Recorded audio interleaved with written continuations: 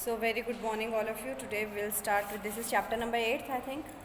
Chapter 8 The Old Man and the Bridge of a Resolution book. अब ये जो chapter है ये एक बहुत ही है ना हार्ट टचिंग स्टोरी, और ये स्टोरी कब की स्टोरी है, जब स्पेन के अंदर सिविल वॉर हुआ था. सिविल वॉर समझते हो क्या होता है? क्या होता है civil war? Who will tell me what is a civil war actually?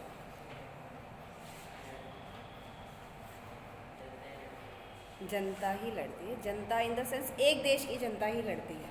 That is a civil war. कभी हम रिलीजन के लिए लड़ते हैं, कभी किसी बात के लिए है ना, कभी गवर्नमेंट पार्टीज़ के अंदर विरोध हो जाता है, ऐसे करके. और बहुत ही इनके जो प्रभाव होते हैं बहुत ही बुरे होते हैं. मतलब है ना, एक ही देश के जो लोग हैं वो दो टुकड़ों में बंट के और आपस में लड़ना शुरू कर देते हैं. और ऑफ कोर्स जो वॉर्स हैं वो अनएंडिंग होते हैं, पता नहीं कब तक जाते हैं, और सब कुछ एकदम डिस्प्लेस करके रख देते हैं. तो स्पेन के अंदर स्पेनिश सिविल वॉर जो हुआ था उस टाइम की ये एक हार्ट टचिंग स्टोरी है कि किस तरह से सबको, लोगों के जो है घर छूट गए और लोग किस कंडीशन के अंदर जो है आ गए. So first I'll tell you about this story. That it is a heart-touching story about refugees who were displaced during the Spanish Civil War. It was fought between Republicans and the Spanish fascists. In this story, a soldier at the bridge notices an old man who is not moving, even though he had no wish to play a part in the war. The narrator feels sad about the old man's fate and also the other individuals who had to suffer during wars. है ना. तो जब कभी war होता है तो of course किसी को भी वॉर पसंद नहीं होता है, लेकिन अगर जब कभी वॉर होता है तो उसका जो इफ़ेक्ट है वो सबके ऊपर पड़ता है ना. हमको वॉर पसंद नहीं है, हम उन सब चीज़ों का एकदम विरोध करते हैं, पर स्टिल जो उसका इफ़ेक्ट है वो हम सबके ऊपर पड़ेगा. दैट इज़ हाउ, है ना, किस तरह से एक कॉमन मैन, लोगों की जो ज़िंदगी है वो तबाह होती है, तहस नहस होती है. रेफ्यूजी समझते हो? What do mean by the word refugee? Refugee क्या होता है? शरणार्थी वर्ड सुना हुआ है? सपोज़ अगर अभी सुजानगढ़ के अंदर यहाँ पे अपने बाढ़ आ जाए, है ना, और एकदम से बह जाए, तो अपन क्या करेंगे? अपन एक सेफ़ जगह जाएंगे, है ना.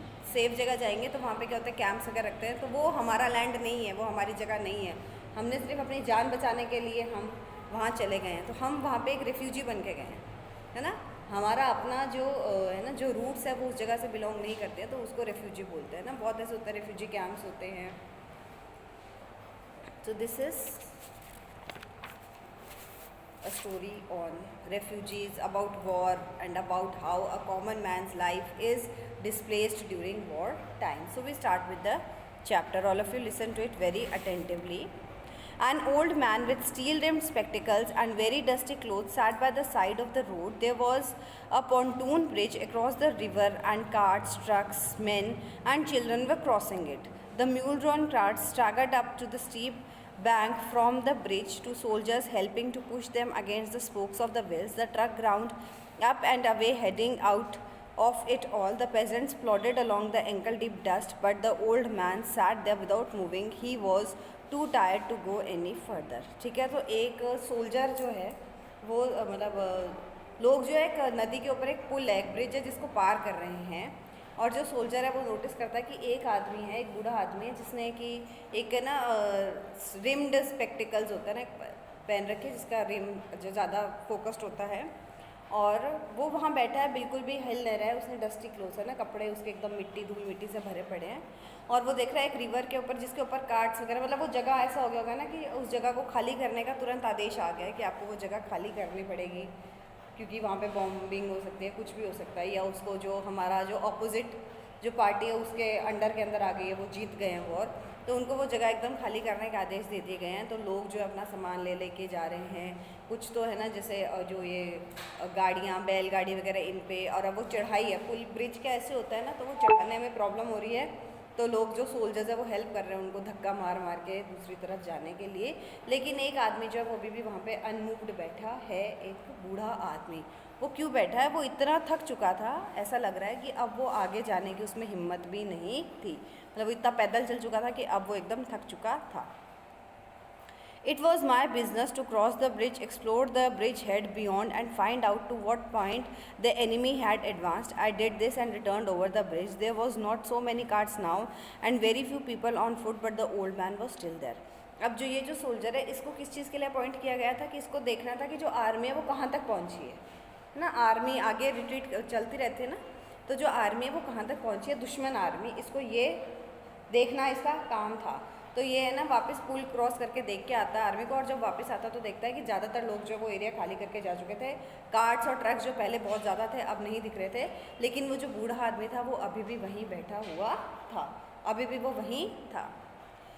Where do you come from I asked him. अब जो सोल्जर है उसने उस बूढ़े आदमी से पूछा कि तुम कहाँ से आए हो।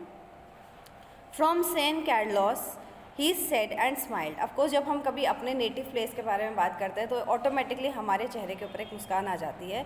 तो जब वो अपने शहर के बारे में बता रहा है कि मैं सेंट कैरलस का हूँ, तो उस टाइम वो एक स्माइल दे देता है, he smiles.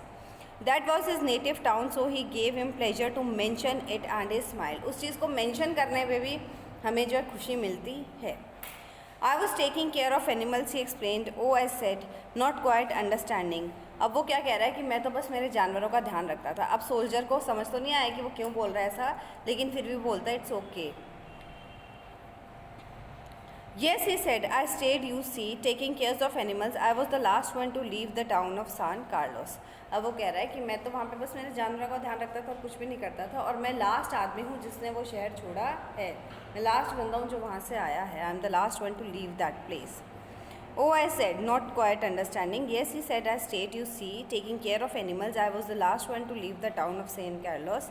He did not look like a shepherd nor a herdsman, and I looked at his black dusty clothes and his grey dusty face and his still rimmed spectacles and said, what animals were they? अब वो कह रहा वो देखने से नहीं लग रहा था कि वो चरवाहा है या हर्ड्समैन है ना, कि वो गाय बकरी या पशुपालक जैसा, ऐसा वो नहीं लग रहा था।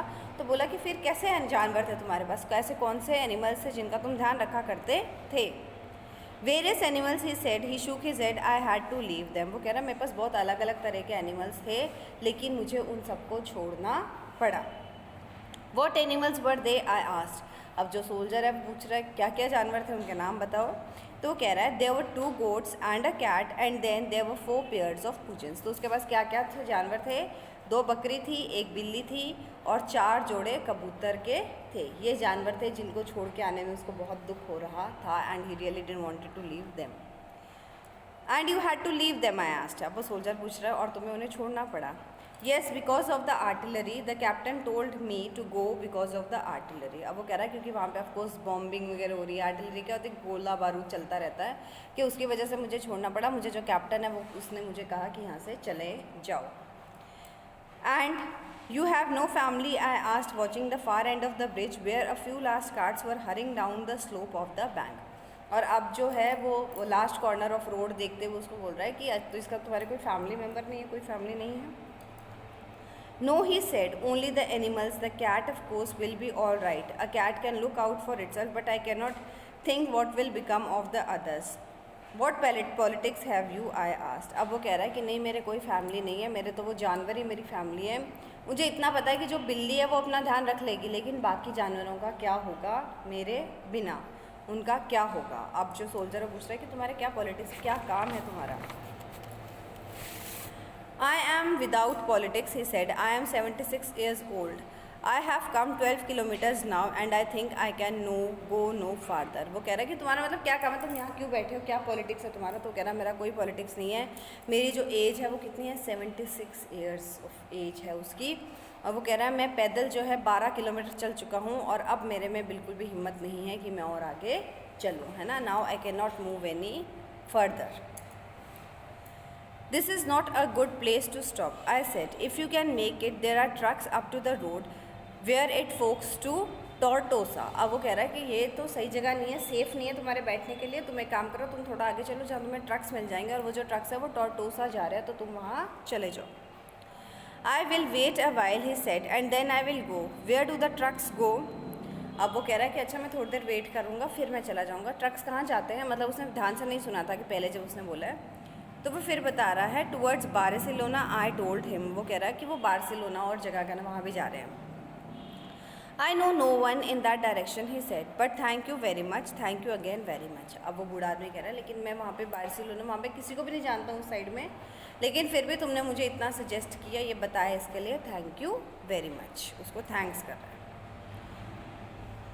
He looked at me very blankly and tiredly, then said, having to share his worry with someone, the cat will be all right, I'm sure. There is no need to be unquiet about the cat, but the others. Now what do you think about the others? अब वो पहले तो soldier की तरफ उसको thanks करता है, फिर उसको एकदम ब्लैंकली गेस करा और फिर वही बात रिपीट कर रहा है कि मेरे जानवरों का क्या होगा, मुझे पता है मेरी जो बिल्ली है वो अपना ध्यान रख लेगी, उसकी मुझे कोई टेंशन नहीं है, लेकिन बाकियों का क्या होगा. वाई दिल probably come through it all right you think so. अब वो कह रहा है कि बिल्कुल एकदम ठीक होंगे, वो भी निकल जाएंगे, कहीं चले जाएंगे, तुम क्यों ऐसा सोच रहे हो. जो सोल्जर है उसको बोल रहा है, वो उसको पूछ रहा है अच्छा तुमको ऐसा लगता है. Why not I said watching the far bank where are now there were no cards but what will they do under the artillery when I was told to leave because of the artillery. अब वो बूढ़ा man कह रहा है कि जब मुझे ही शहर छोड़ने के लिए बोल दिया गया था तो मेरे जो जानवर है वो बेचारे वहाँ पे क्या करेंगे उस आर्टिलरी के अंदर, क्या कर पाएंगे, कैसे रह पाएंगे वो वहाँ पे. Why not, I said, watching the far bank where now there were no cards. But what will they do under the artillery when I was told to leave because of the artillery? Did you leave the dove cage unlocked? I asked. Yes, then they will fly.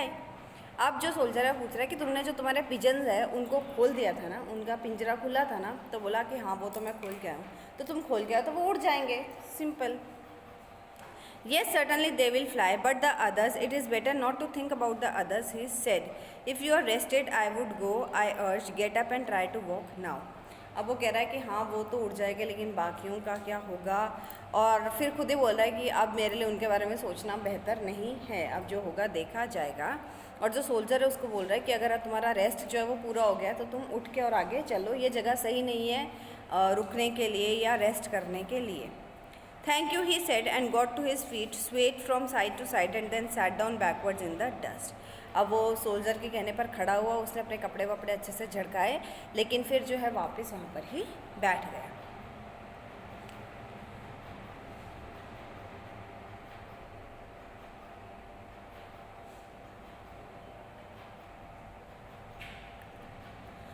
I was only taking care of animals, he said dully, but no longer to me. I was only taking care of animals. और फिर वो बैठ के वापस वही बात बोल रहा है, मैं तो सिर्फ मेरे जानवरों की ध्यान रख रहा था जो अब मेरे नहीं रहे, मैं तो सिर्फ उनका ध्यान रख रहा था, मैंने क्या बिगाड़ा किसी का, है ना, मुझे क्यों मेरे घर से निकाला गया, ऐसी बातें होती है उसके मन में. There was nothing to do about him. It was Easter Sunday and the fascists were advancing towards Ebro. It was great overcast day and low ceiling, so the perhaps brains were not up, and the fact that cats know how to look after themselves was the all the good luck that old man would ever have. ठीक है, अब वो कह रहा है कि उस दिन जो मौसम है बहुत ख़राब था, ईस्टर का दिन था, इस वजह से जो उनके प्लेन्स है वो आसमान में नहीं था, जो आर्मी है वो पैदल ही उनकी तरफ आ रही थी, और उस ओल्ड मैन के पास एक ही अच्छी एक होप थी कि उसकी जो बिल्लियाँ हैं वो अपना ध्यान रख लेंगी, और उसके पास कोई भी होप कुछ भी नहीं था. So this is a story, a very heart touching story you can say, है ना, जिसके अंदर किस तरह से एक बूढ़ा आदमी जिसका वॉर से कोई लेना देना नहीं है, तो सिर्फ अपने जानवरों की टेंशन है, लेकिन even he has to leave that place, he has to go. So this is the story all about the author. Ernest Hemingway is an important name in modern American fiction. The appealing style of his novels and short stories has influenced the development of modern prose. His famous novel is Farewell to Arms. He was awarded Nobel Prize for Literature in 1954. About the story, it is a touching story about refugees who were displaced during the Spanish Civil War. It was fought between the Republicans and Spanish fascists. In this story, a soldier is at a bridge and notices an old man who is not moving, even though he had no wish to play the part in the war. The narrator feels sad about the old man's fate and also of the other individuals who had to suffer during the wars. So I hope this chapter is clear to you. Have a good day, all of you.